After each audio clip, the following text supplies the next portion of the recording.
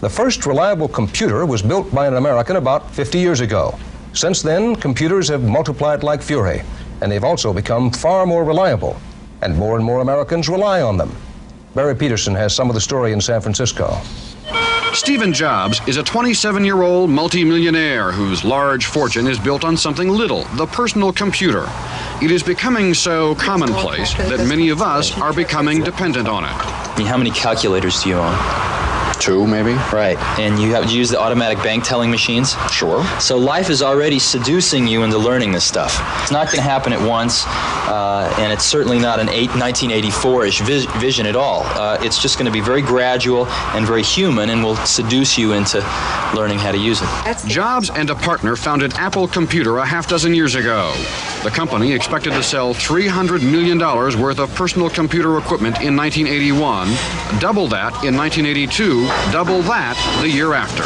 Industry experts say we're no longer on the verge of the personal computer revolution. We're right in the midst of it, thank you, and it's gathering steam with more and more people jumping aboard every day. Random access memory is internal memory that's built inside of this computer.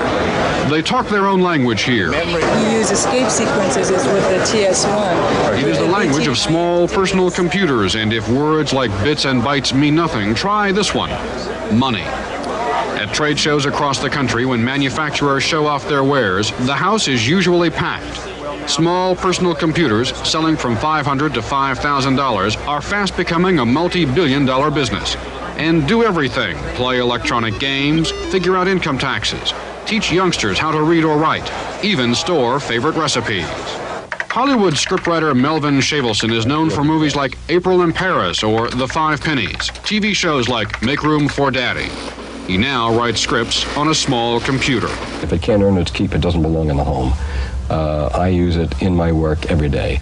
In more and more schools, small computers are taking over the job of teaching reading or math or foreign languages. A generation of children is becoming comfortable with computers. The idea of the small computer has become so big that the giant of computer companies, IBM, is busy marketing its new small computer. It plays bridge, it plays checkers, it balances checkbooks, it can be used for a typewriter, it can be used for word processing applications, it can communicate with other personal computers over the telephone line, and, who knows, it may be the world's biggest backyard fence to talk over before long. Visionaries talk about personal computers the size of a book on the market by the end of the decade. The small computers even touch the world of the arts. Designers are creating computer pictures. Musicians can make computer music. So these are the sights and sounds that are increasingly familiar, almost commonplace. I have seen the future, said one industry observer, and it computes. Barry Peterson, CBS News, San Francisco.